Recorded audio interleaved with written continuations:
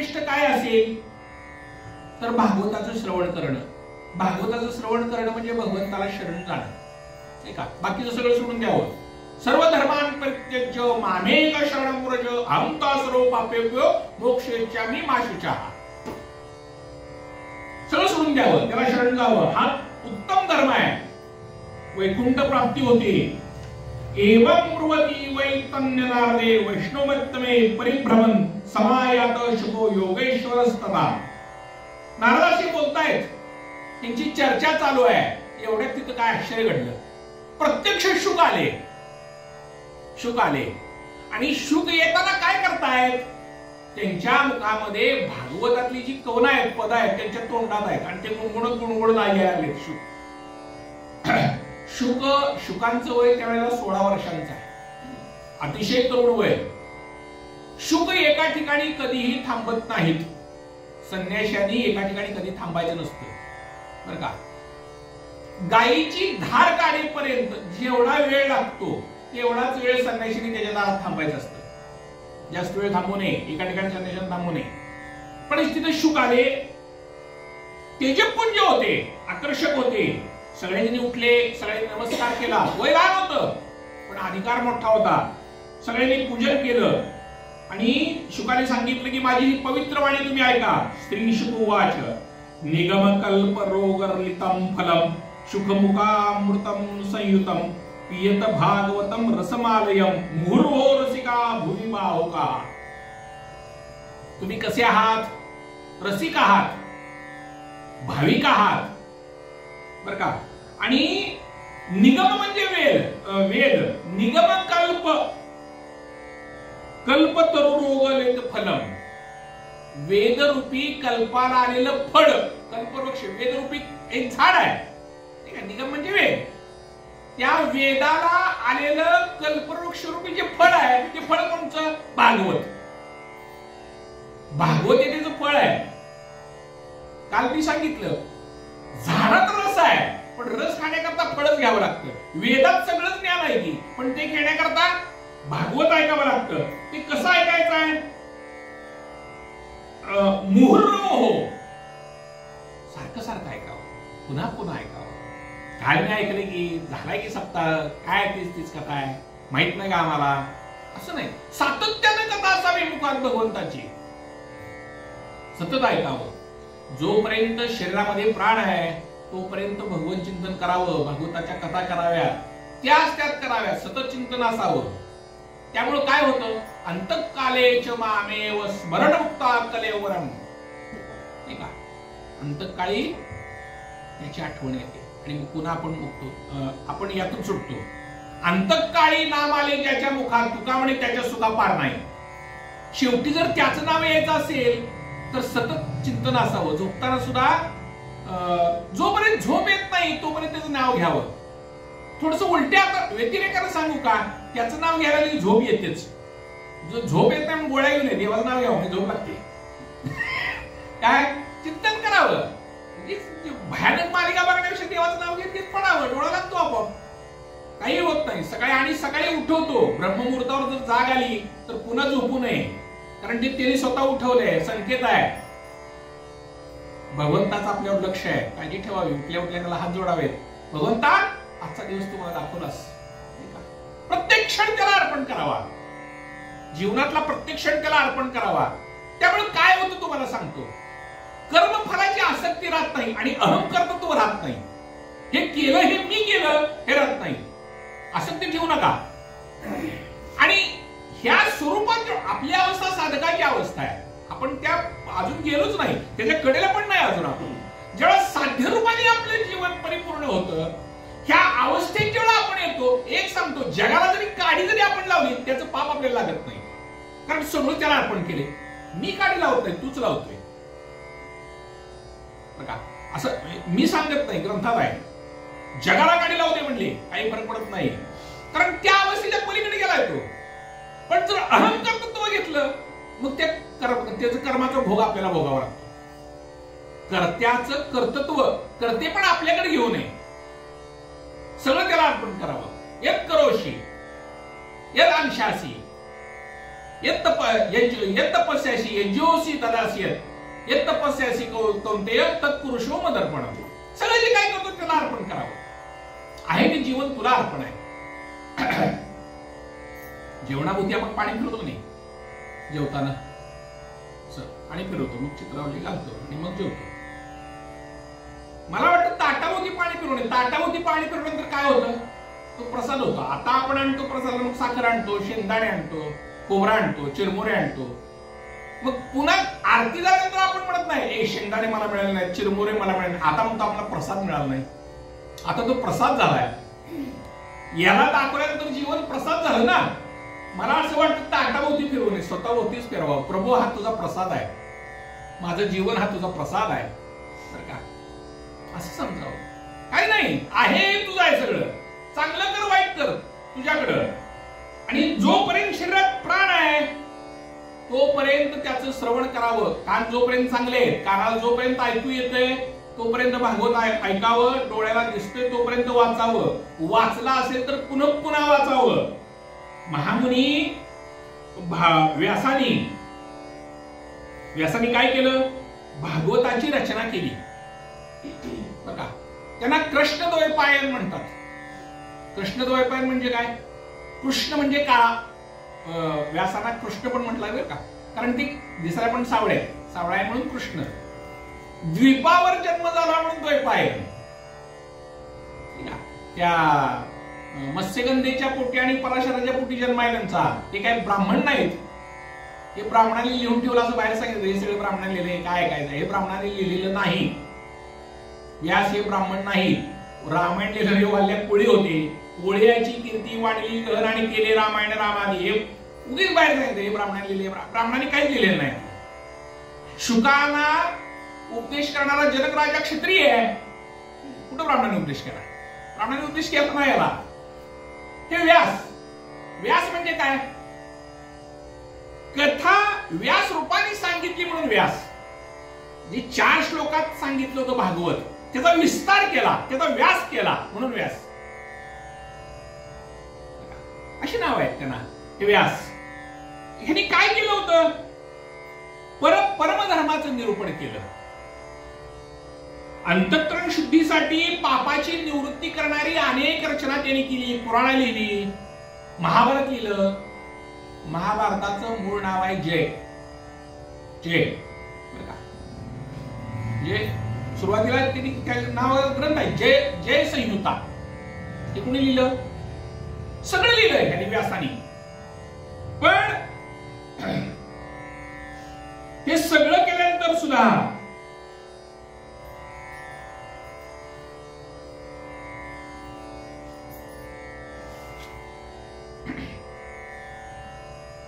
एखादा पुण्यात्मा पुरुष हे शास्त्र ऐकण्याची इच्छा करतो तेव्हा भगवंत लगेच त्याच्या हृदयात प्रवेश करतात. मग इतर साधनांची आवश्यकता काय आहे. हे भागवत पुराणाच्या अग्रस्थानी असून वैष्णवांचं धन आहे. काय आहे, भागवत हे वैष्णवांची संपदा आहे, म्हणजे धनसंपदा आहे बरं का. तर असं हे भागवत आहे. परमहंस मुनी, श्रेष्ठ मुनी असा विशुद्ध यात वर्णन केले. ज्ञानाचं, वैराग्याचं आणि भक्तीचं निवृत्ती मार्ग ह्या ग्रंथांमध्ये सांगितलेला आहे. म्हणून याचं श्रवण करावं, पारायण करावं. आणि त्याला काय होतं, या लोकांना हा रस कसा आहे, त्या रसाचा अनुभव स्वर्ग लोकात येत नाही, तपो लोकात येत नाही, सत्य लोकात येत नाही, वैकुंठात येत नाही. म्हणून ह्याच्या सतत भागवतावर प्रेम करावं. सुताने सांगितलं, एवं ब्रुवाणे सती बालरायणो मध्ये सवायाम हरिरा विरासितम प्रल्हाद बोल्यो पालगुना देवी व्रतम सुरेशिस्तम पूज्यश्च. कोण आलं भागवत ऐकायला, बली आले, प्रल्हाद आले, उद्धव आले. गुप्त रूपाने उद्धव सुद्धा वैकुंठातून चित्तकथा ऐकायला आले. हे सगळे जण आले. आणि मग भगवंतांना प्रसन्न चित्त पाहून देवर्षी नारदानी एका विशाल देव स्वतः आलाय कथा ऐकायला, त्याचीच कथा ऐकायला तो आलाय. उच्च आसनावर बसवलं. प्रल्हाद टाळ्या वाजवतोय, उद्धवानी झांजा घेतलेले आहेत, देवर्षी नारद वीणा वाजवत आहेत. अतिशय सुंदर तिथं वातावरण निर्माण झालेले आहेत. आणि शुकदेव त्या उच्च आसनावर बसून अनेक असे अभिनय करून हावभाव करून ती कथा सांगतायत आणि भगवंत तिथे डोलतायत. भगवंताची कथा ऐकावी आणि भगवंताने डोलावं. डोललं पाहिजे आपल्या कथेत, नाही का? नामदेव कीर्तन करील पुढे देव नाचे पांडुरंग, देवाने नाचावं, इतकं प्रेम करावं, विशुद्ध भाव ठेवावा. तुला भाव तसा नसतो म्हणून देव आपल्या सांगण्यात नाचत पण नाही, येत पण नाही. भाव असावा. रोज आपल्याला जेवताना आज काय करावं लागतं ना, आज काय खावं, रोज देवाला विचारलं का रे आपण? रोज देवा तुला साखरच दाखवते, आज तुला ते वेगळं काय करू दे का रे? प्रामाणिकपणे आपण देवाशी कधी बोललो का एकांतात? आज काय दाखवू देवा, तुला काय आवडतं? कधी म्हणलो आपण? हा महाराज स्वाम्याना ब्राह्मण स्वाहा दाखवा संपला. त्याला विचारलं का तुला आज दिवी दाखवले का? तेव्हा आज काय करू दे? ताट दाखवली उचलून घेतो, ताट खाऊन टाक. अरे तिने खाल्ले का काही पण आम्ही बघत नाही. कसा काय देव आमच्याकडून का खात नाही? कधी तळमळ लागली का? नामदेवाच्या हातून खातो, माझ्या हातून का खात नाही? त्याच्यावर बोलतो, माझ्यावर का बोलत नाही? ज्ञानोबा आमच्यावर कृपा कधी करतील? अजून आमच्यावर तुकोबाची कृपा का झाली नाही? का होत नाही? मी रोज एवढं करतोय ना, मग मला देव का भेटत नाही? तळमळ कधी लागली का? तळमळ तळमळ तळमळ लागली पाहिजे. का भेटत नाही? त्याची तुमची व्याप्ती अशी व्यापक झाली पाहिजे. परिच्छिन्न असून उपयोग नाही, परिच्छिन्न असून उपयोग नाही. असं व्यापक भाव झाला पाहिजे, व्यापक भाव. नाथांच्या घरी एक व्यक्ती ग्रहस्थ आले, मला देव देव देव देव मला बघायचा आहे. म्हणजे एक दाखवतो देव. आणि नाथांच्या घरी रोज पुरणपोळीचा बेत, सकाळ संध्याकाळ सडकून खायचा, खाऊन झोपायचा, पुन्हा जेवण, आणि खाऊन खाऊन ते सुटलं चांगलं. 8 दिवस झाले. त्याने विचारला, देव नाथ महाराज काय चालले? म्हटले रोज उठून मला तुम्ही खाऊ, आम्ही काही जेवायला आलो का तुमच्यात? माझ्या घरी काय अन्न नाही का? आहे ना, देव दाखवा. अरे राहिले नाही म्हणजे देव दाखवायचं राहिले. चला म्हणते नदीच्या जवळ आंघोळ तरी करूया, चला चला चला. खोल पाण्यात नेलं चांगलं, डुबकी मार म्हटले. नाकाजवळ डुबकी मार. त्याने डुबकी मारली. दिसला देव? नाही दिसला. अजून डुबकी मार. दिसलाय का? नाही दिसला. म्हटलं अजून एकदा मार. नेलं. भरल्यावर नाथाने अशी मानकुटीला जाम धरली. नाथाची ताकद जबरदस्त होती. अशी पकड धरली, जोरात दाबला त्याला खाली. त्याचा जीव कासावीस वाला, प्रचंड ताकद केला असं नाथाचा हात एकदा हिसकरून काढला आणि वर आला. नाथाच्या मागे दगड घेऊ लागला. म्हणला देव दाखवताय का मला? देवाज्ञा करायला लागलाय. नाथ म्हणले थोडं शांत राहा. तुला आत असताना काय वाटलं मला सांग? पाण्यात तुला जेव्हा मी दाबलं तेव्हा तुला काय वाटलं? आणि मला कधी एकदा बाहेर येतो असं वाटलं. ही तळमळ पाहिजे, म्हणजे ही तळमळ ठेव, देव भेटेल. मला का भेटत नाही? तळमळ लागली पाहिजे ना, तळमळ लागावी. तळमळ तळमळ तळमळ व्हावी. जळावी न वेगळी मासोळी, तैसा तुका तळमळी. पाण्याच्या बाहेर मासा काढल्यावर कसं तडफड तडफड तडफड करतो, अशी तळमळ लागली पाहिजे. अंतःकरणामध्ये त्याचा ध्यास लागला पाहिजे. एक ध्यास ठेवा, सतत ध्यास ठेवा. एकदा एखाद्याचा ध्यास घेतला ना, ते होतच. ते हा भाव आहे. आणि मग जे दारिद्र्यानं गाजलेले आहेत, जे मायारूपी पिशाच्यानं पकडलेले, जे संसार सागरात बुडालेले आहेत, त्याचंही कल्याण यांनी होतं. बरं का? अनेकांना अनेक प्रश्न असतात, अनेक समस्या असतात. सगळ्या समस्याचं उत्तर ह्यात मिळतं भागवतामध्ये. शौनकाधिकाने सांगितलं, सूत महोदय, राजा परीक्षितीला गोकर्णाने धुंदुकारीला आणि संकाधिकाने नारद मुनीला कोणत्या वेळी कथा सांगितली, कधी सांगितली ते मला सांगा. शंका आहे म्हणली माझी. सूत सांगतात, भगवान ज्यावेळेला परमात्मा कलियुगाची शोधामाला गेल्यानंतर 30 वर्ष लुटली आणि भाद्रपद महिन्याच्या शुक्ल नवमीला शुकदेवाने ही कथा सांगायला सुरुवात केली. पहिली कथा. राजा परीक्षिताने कथा ऐकल्यानंतर कलियुगाची 200 वर्ष होऊन गेली होती. त्यावेळेला आषाढ शुद्ध नवमी पासून गोकर्णाने ही कथा सांगितली. यानंतर कलियुगाची आणखी 30 वर्ष निघून गेली आणि कार्तिक शुद्ध नवमी पासून संकाधिकाने ही कथा सांगायला प्रारंभ केला. कधी कधी कथा सांगितली आहे बघा. कलियुगाचं आता सध्या प्रथम चरण चालू आहे, ठीक आहे. अजून दुसरं तिसरं चौथं बाकी आहे. आपण जो प्रश्न विचारला त्याचं उत्तर मला कलियुगात भागवत कथा हे भवरोगा ह्याच्यावरचं औषध आहे म्हणून सांगितले. भवरोगावरचं, भव म्हणजे संसार, म्हणून अत्यंत प्रिय असणारी, सगळ्यांना पापातून मुक्त करणारी असणारी कथा आहे. आणि तिथं यम सुद्धा येत नाही. यमाने सांगून ठेवलंय ज्याच्याकडे भागवत आहे त्याच्याकडे तू जायचं नाही, इकडं आणायचं नाही, ते आपलं गिराईक नाही, ते तिकडचं आहे. कृष्ण पण आपलं गिराईक नव्हे ते.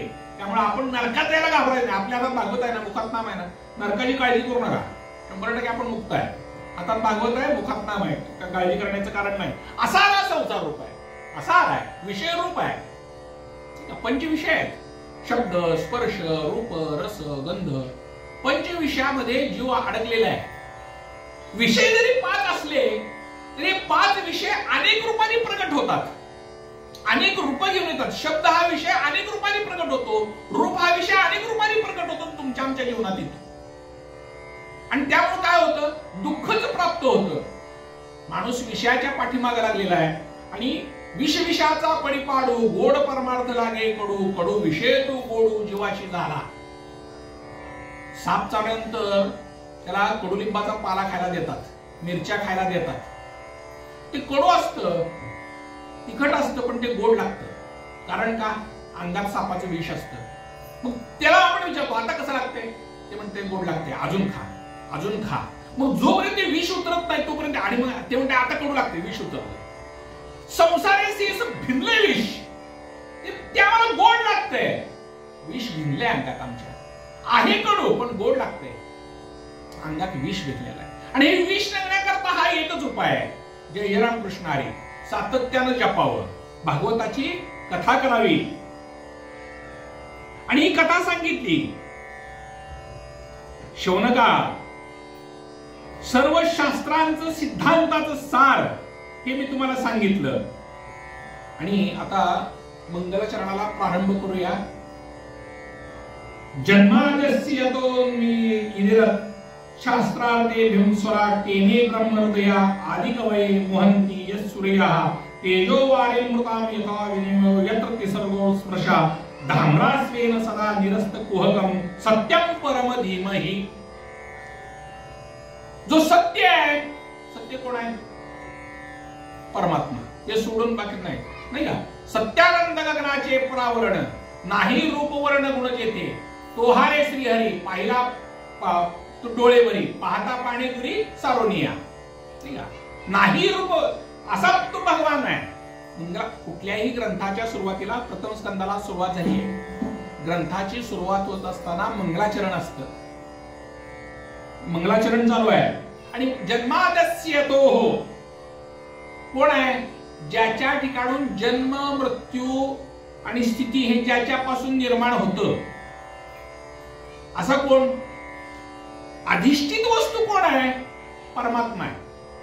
अधिष्ठित वस्तूवर एखादी वस्तू जेव्हा अध्यस्त होते, आणि वस्तू जेव्हा अध्यस्त होते आणि जेव्हा अधिष्ठिताचं ज्ञान होतं तेव्हा अध्यस्थाचा बाध होतो, हा सिद्धांत आहे. माझं बोलणं नीट लक्षात घ्या. परमात्मा अधिष्ठान आहे. अधिष्ठान परमात्म्यावर जग अध्यस्त झाले. आम्हाला जग दिसतंय ना, पण जेव्हा अधिष्ठानाचं ज्ञान झालं, परमात्म्याचं ज्ञान झालं, जेव्हा अध्यस्थाचा बाध झाला, म्हणजे काय झालं थोडक्यात सांगतो. अंधारात एखादी दोरी वेडी वाकडी पडली असते, असती दोरी. अधिष्ठान काय आहे, दोरी. आमच्या अज्ञानानं आम्हाला दिसतो अरे बापरे काहीतरी आहे, साप आहे, साप आहे. साप आमचा भ्रम आहे, ठीक आहे, भ्रम आहे. तो भ्रम आहे. हे भ्रम आहे कधी कळतं, उजेड दाखवल्यावर. अरे नाही रे दोरी आहे, हे कधी कळलं, उजेड दाखवल्यावर कळलं. म्हणजे अज्ञानाची निवृत्ती ज्ञानानं झाली, बरोबर आहे का, त्या प्रकाशानं झाली. प्रकाश रूप ज्ञानाने अज्ञानाची निवृत्ती झाली.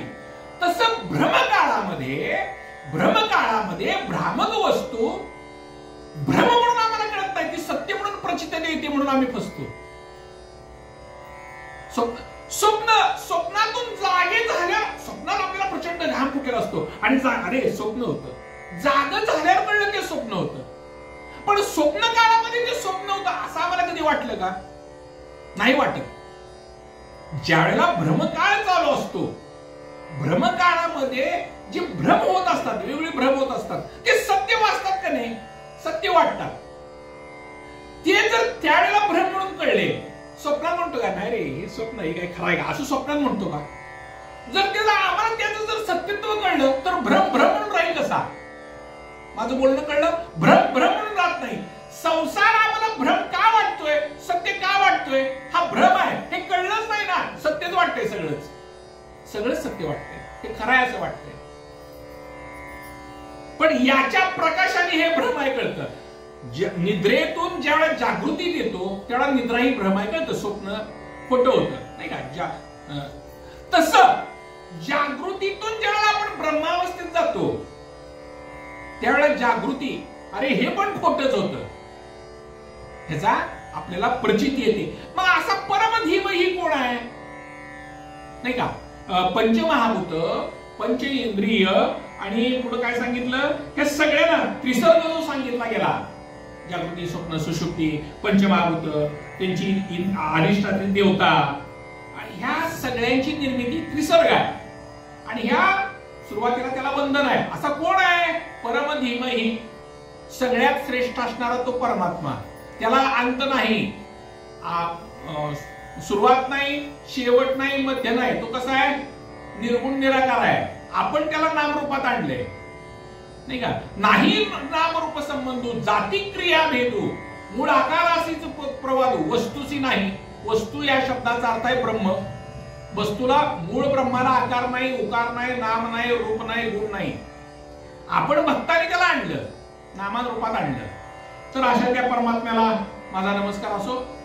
पुंडलिकावरती हरी विठ्ठल श्री ज्ञानदेव तुकाराम गोपाळ कृष्ण महाराज की जय.